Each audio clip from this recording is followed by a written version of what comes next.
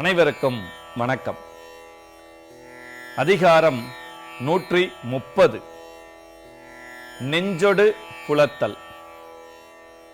குறள் 1291. அவர் நெஞ்சு அவர் காதல் கண்டும், எவன் நெஞ்சே நீ எமக்கு ஆகாதது.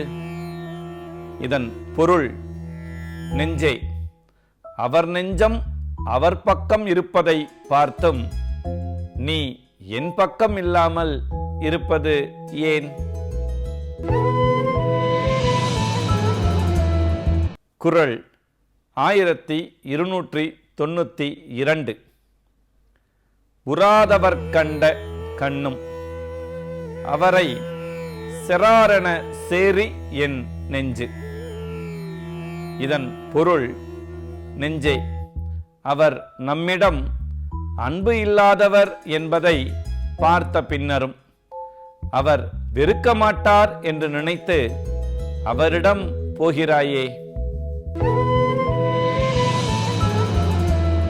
குறள் 1293. கெட்டார்க்கு நட்டார் இல் என்பதோ நெஞ்சே, நீ பெட்டாங்கு அவர்பின் செலல்.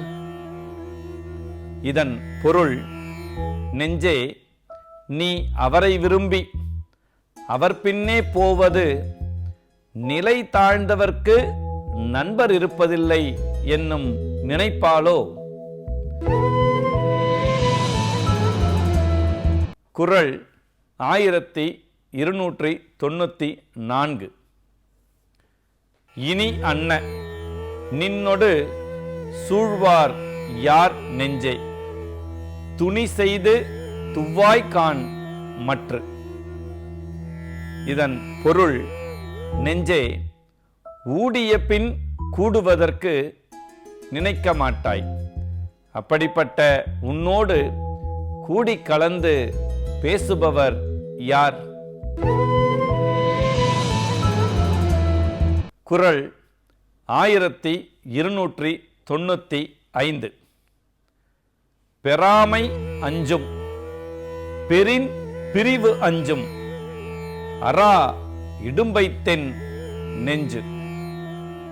இதன் பொருள், அவர் இல்லாத போது அவரை அடைய முடியவில்லையே என்று அஞ்சும், அவர் இருக்கும்போது பிரிந்து விடுவாரோ என்று அஞ்சும். இவ்வாறு என் நெஞ்சு தீராத துன்பம் அடைகிறது.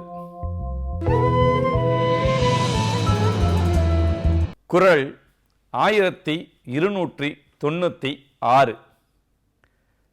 தனியே இருந்து நினைத்தக்கால் என்னை திணிய இருந்தது என் நெஞ்சு.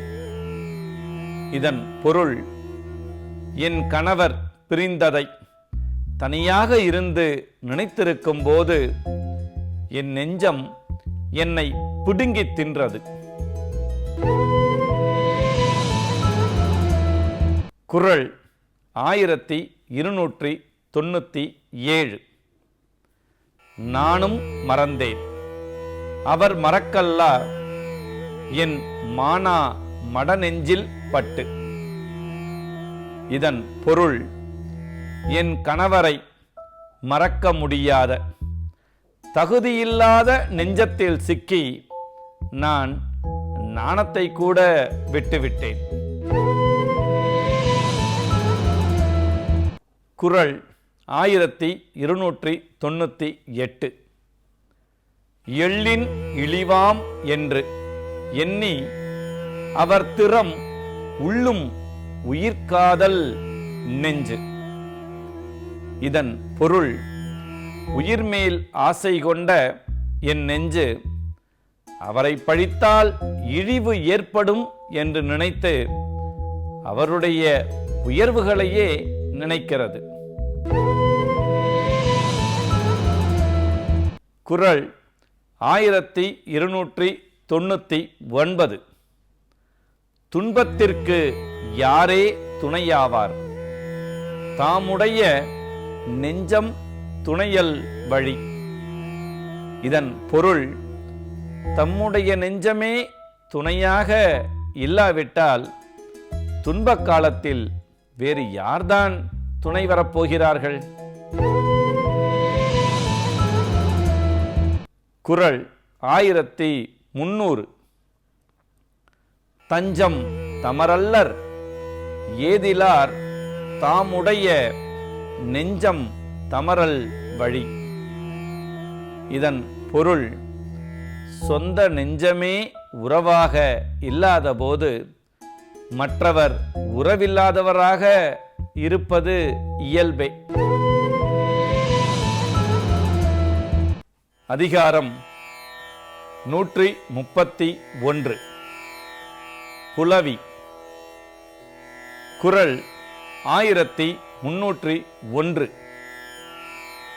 புல்லாது இரா புலத்தை அவர் உறும் அல்லல் நோய் காண்கம் சிறிது. இதன் பொருள், அவர் அடையும் காதல் நோயின் துன்பத்தை சிறிது நேரம் பார்ப்போம். அதற்காக அவரை தழுவாமல் கொஞ்சம் பிணங்கி இரு.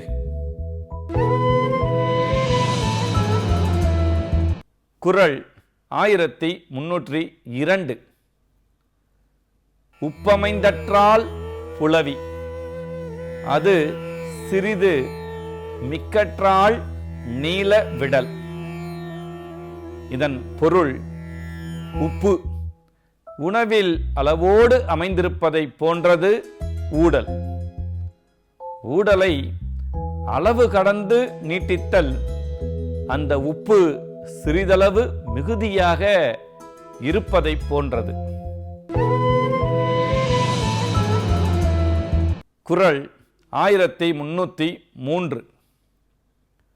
அளந்தாரை அல்லல் நோய் செய்தற்றால் தம்மை புலந்தாரை புல்லா விடல். இதன் பொருள், தம்மோடு ஊடல் கொண்ட மனைவியை தழுவாமல் விடுவது துன்பப்படுபவருக்கு மேலும் துன்பம் தருவது போலாகும். குறள் 1304. ஊடியவரை உணராமை வாடிய வள்ளி முதல் அறிந்தற்று. இதன் பொருள், ஊடல் கொண்டவரை புரிந்து கொள்ளாமல் இருப்பது வாடி இருக்கும் கொடியை அடியோடு அறுத்துவிட்டது போலாகும். குறள் 1305. நலத்தகை நல்லவர்க்கு ஏர் புலத்தகை பூவண்ண கண்ணார் அகத்து. இதன் பொருள், பூ போன்ற கண்களை உடைய மனைவியின் நெஞ்சில் உண்டாகும் பிணக்கமே நற்பண்புடைய ஆடவர்க்கு அழகு சேர்க்கும். குறள் 1306. துணியும் புலவையும் இல்லாயின் காமம் கனியும் கருக்காயும் அற்று. இதன் பொருள், பெரும் பிணக்கு இல்லாத காதல் மிக பழுத்த பழம் போன்றது. சிறு பிணக்கும் இல்லாத காதல் துவர்க்கும் காய் போன்றது.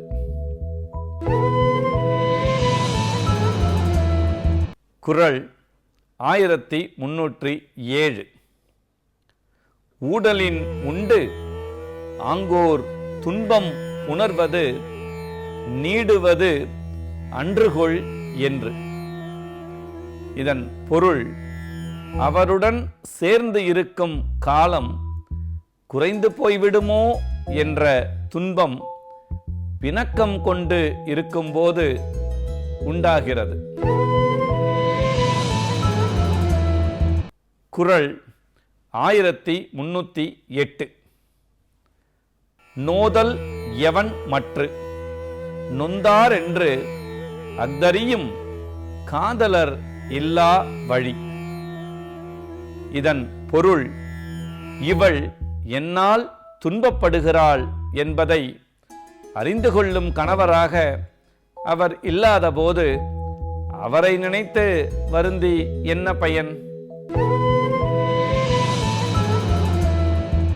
குறள் 1309.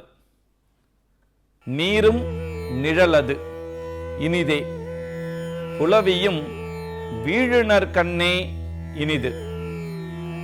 இதன் பொருள், நிழலில் இருக்கும் நீர் இனிமையானது, அதுபோல் தன்னை விரும்புபவரிடத்தில் பிணக்கம் கொள்வது இனிமையானது.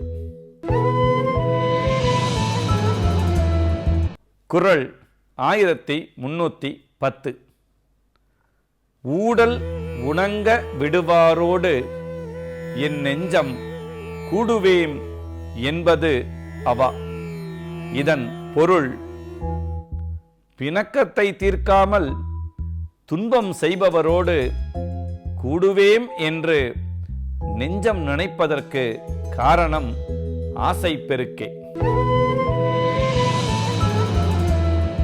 அதிகாரம் 132. புலவி நுணுக்கம். குறள் 1311. பெண் இயலார் எல்லாரும் கண்ணின் பொது உண்பர் நன்னேன் பரத்தனின் மார்பு. இதன் பொருள், எல்லா பருவத்து பெண்களும் உன் மார்பை கண்களால் தின்று விடுவது போல் பார்க்கிறார்கள். கற்பு இழந்தவனே, இனி உன்னை தழுவ மாட்டேன்.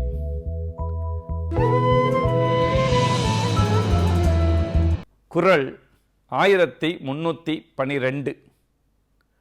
ஊடியிருந்தேமா தும்மினார், யாம் தம்மை நீடுவாழ் என்பாக்கு அறிந்து.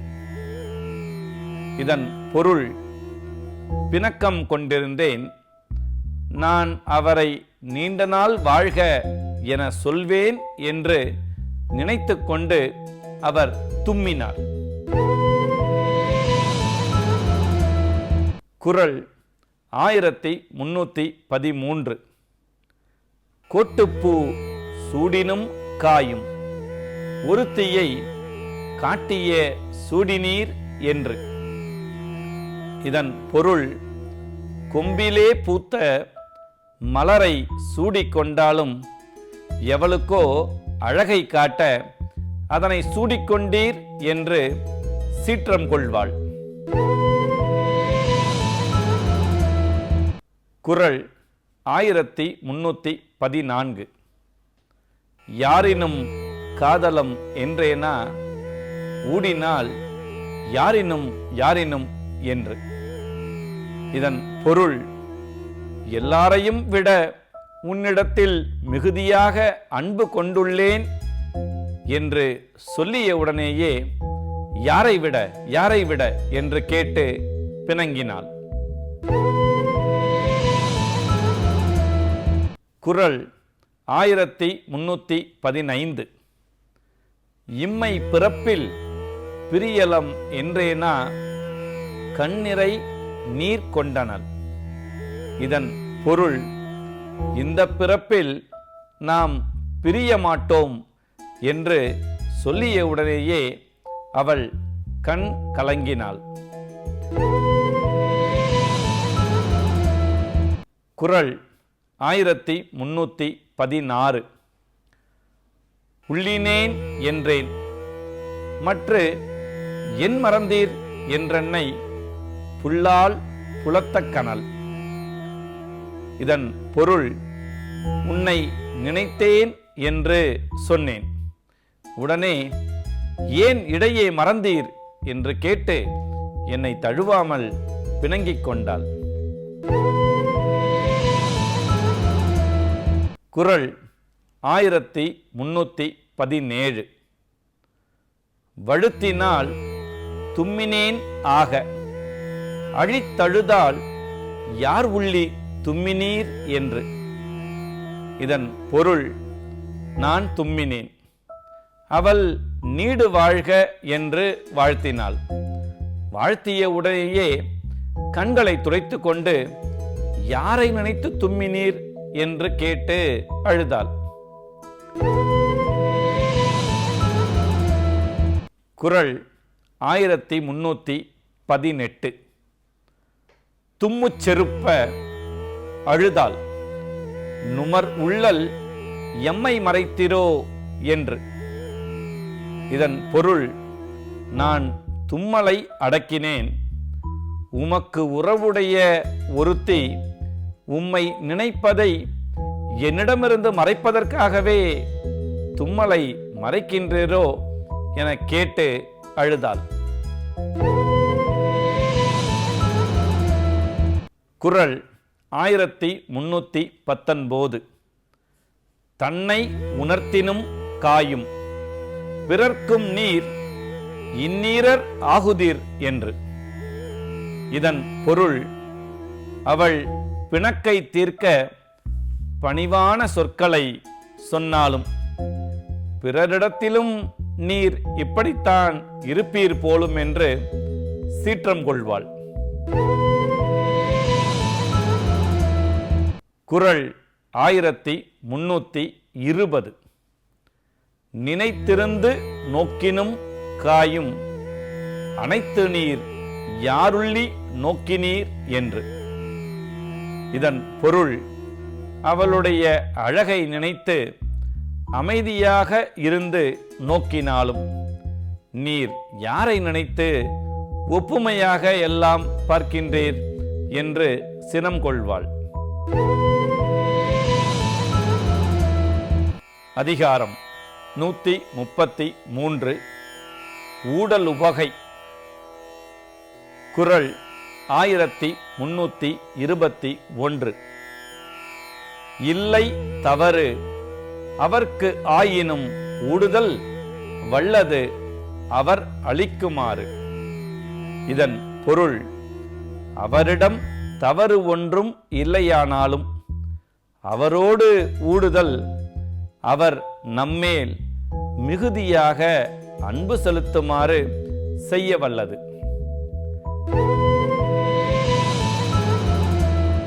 குறள் 1322. ஊடலின் தோன்றும் சிறு துணி நல் அழி வாடினும் பாடு பெறும். இதன் பொருள், ஊடுதலால் உண்டாகின்ற சிறிய துன்பம் காதலர் செய்கின்ற நல்ல அன்பு வாடிவிட காரணமாக இருந்தாலும் பெருமை பெறும். குறள் 1323. புலத்தலின் புத்தேல் நாடு உண்டோ நிலத்தொடு நீர் இயைந்து அன்னார் அகத்து. இதன் பொருள், நிலத்தோடு நீர் கலந்ததைப் போல ஒன்றிவிட்ட கணவரிடம் ஊடுவது போன்ற இன்பம் தேவர் உலகத்திலும் உண்டோ? குறள் 1324. புள்ளிவிடா புலவியில் தோன்றுமென் உள்ளம் உடைக்கும் படை. இதன் பொருள், நான் ஊடுவதை பார்த்து அவர் ஊடுவது என் மன உறுதியை உடைக்கும் கருவியாகும். குறள் 1325.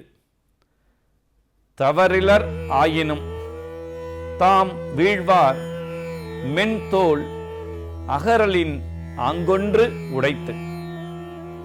இதன் பொருள், என் மனைவி தவறு இல்லாதவள், ஆனாலும் தாம் விரும்புகின்றவரின் மென்மையான தோளை தழுவாமல் நீங்குவதிலும் ஓர் இன்பம் உள்ளது. குறள் 1326. உணலினும் உண்டது அறல் இனிது காமம், புணர்தலின் ஊடல் இனிது. இதன் பொருள், மீண்டும் உண்பதை விட முன்னர் உண்ட உணவு செரிப்பது உடலுக்கு நல்லது. அதுபோல் தொடர்ந்து கூடியிருப்பதை விட இடையே ஊடியிருப்பது காதலுக்கு நல்லது. குறள் 1327. ஊடலில் தோற்றவர் வென்றார், அது மன்னும் கூடலில் காணப்படும்.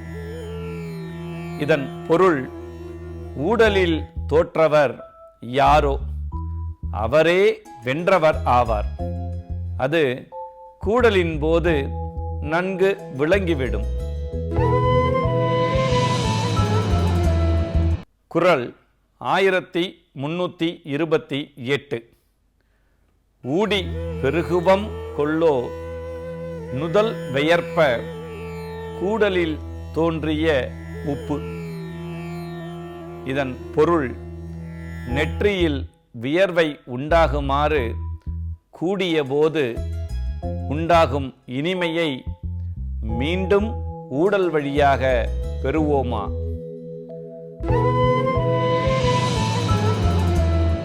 குறள் 1329. ஊடுக மன்னோ ஒளி இழை யாமிரப்ப நீடுக மன்னோ இரா.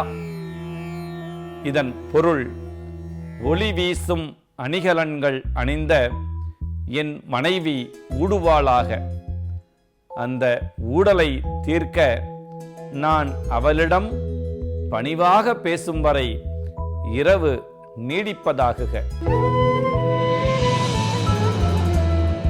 குறள் 1330.